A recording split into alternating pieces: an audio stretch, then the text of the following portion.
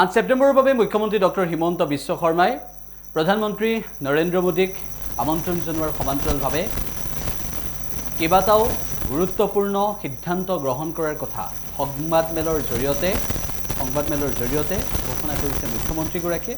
মুখ্যমন্ত্ৰী ডক্টৰ হিমন্ত বিশ্ব শৰ্মাই কি কৈছে শুনিব বিচাৰিছো। ভূপেন হাজৰিকা ডাঙৰীয়াৰ জন্ম শতবাৰ্ষিকী অনুষ্ঠান আমি আৰম্ভ কৰিম।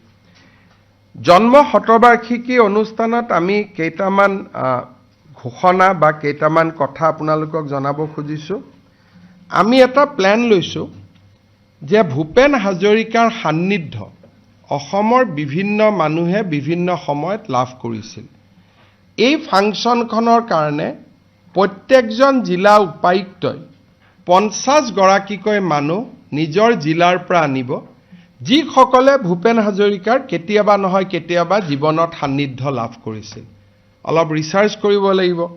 লখিমপুৰত ভূপেন হাজৰিকা গৈছিলে, অমুকৰ ঘৰত আছিলে, অমুকৰ ঘৰত ভাত খাইছিলে, অমুকৰ পৰিয়ালৰ ল'ৰা তেওঁলোকৰ লগত তাবলা বজাইছিলে, অমুক বিহু কমিটিৰ সৈতে ভূপেন হাজৰিকা জড়িত আছিলে, বা নাওবৈচাত আছিলে, নাওবৈচাত ইলেকশ্যন খেলোতে তেওঁ অমুকৰ ঘৰত থাকি ইলেকশ্যন খেলিছিলে।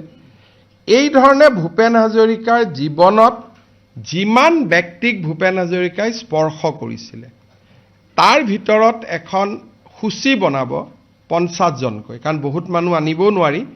এই অনুষ্ঠানত 50 জনকৈ প্ৰত্যেকটো অঞ্চলৰ পৰা প্ৰত্যেকখন জিলাৰ পৰা 50 জনকৈ তেনে ব্যক্তি আহিব। ৰাইজৰ লগত আলাপ আলোচনা কৰি ডিচিসকলে এখন লিষ্ট বনাব আৰু ৰাজ্যৰ চৰকাৰৰ অতিথি হিচাপে আমি তেখেতসকলক গুৱাহাটীলৈ লৈ আহিম। এইটো হ'ল নাম্বাৰ 1। তাৰ উপৰিও বাকী আমি অতিথিসকলক মাতিম। মোৰ প্ৰেছ কনফাৰেন্সৰ পিছতে আপোনালোকক আমি এটা পৰ্টেল মুকলি কৰিম। সেইটো হ'ল যিসকলে অনুষ্ঠানটো চাব খোজে, কাৰণ আগতীয়াকৈ নকলে আমিও গম নাপাম কিমান মানুহক মাতিব লাগে। যিসকলে পৰ্টেলৰ জৰিয়তে আমাক জনাব যে মই ভূপেন হাজৰিকাৰ অনুষ্ঠান চাব খোজো, কালচাৰেল এফেয়াৰ্ছ ডিপাৰ্টমেণ্টে তেওঁলোকৰ ঘৰলৈকে নিমন্ত্ৰণী পত্ৰ পঠিয়াই দিব।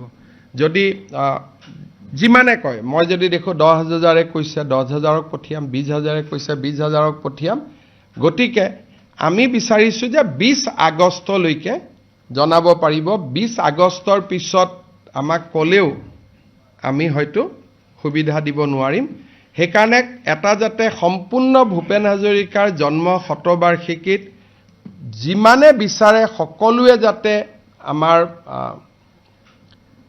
আগ্ৰহেৰে ভাগ ল'ব পাৰে, সেইকাৰণে আমি পৰ্টেলটো মুকলি কৰি দিম আজি।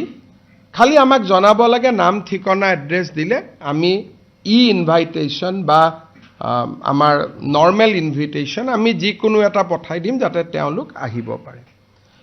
আমি ভূপেন হাজৰিকাৰ জন্ম শতবাৰ্ষিকীত আন সকলৰ উপৰিও, আন অনুষ্ঠানৰ উপৰিও আমি এটা বিশেষ কাম এটা কৰিব খুজিছোঁ।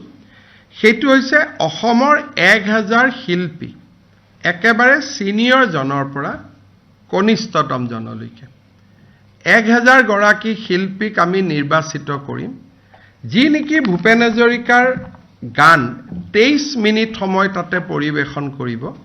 প্ৰত্যেকটো গানৰ এটা এটা ষ্টেঞ্জা আমি আৰম্ভ কৰিম। অসম আমাৰ ৰূপহী গুণৰো নাই শেষ, তাৰপিছত কুসুম্বৰ পুত্ৰ শ্ৰী শংকৰ গুৰুৱে ধৰিছিল নামৰে টান, অগ্নিযুগৰ ফিৰিঙতি মই, সাগৰ সংগমত কটনা সাঁতৰিলোঁ, কত জোৱানৰ মৃত্যু হ'ল, দিল হুম হুম কৰে, হেহে ঢোলে ডগৰে, আমি অসমীয়া নহওঁ দুখীয়া, বিস্তাৰহে অপাৰ, অৰুণ কিৰণ চিৰকি ভূষণ, যিটো অৰুণাচলৰ বাবে লিখা, আমি এক যাযাবৰ, প্ৰচণ্ড ধুমুহাই আবৃত্তি, মহাবাহু ব্ৰহ্মপুত্ৰ মহামিলন, মানুহে মানুহৰ বাবে, শেষত we are the same boat brother.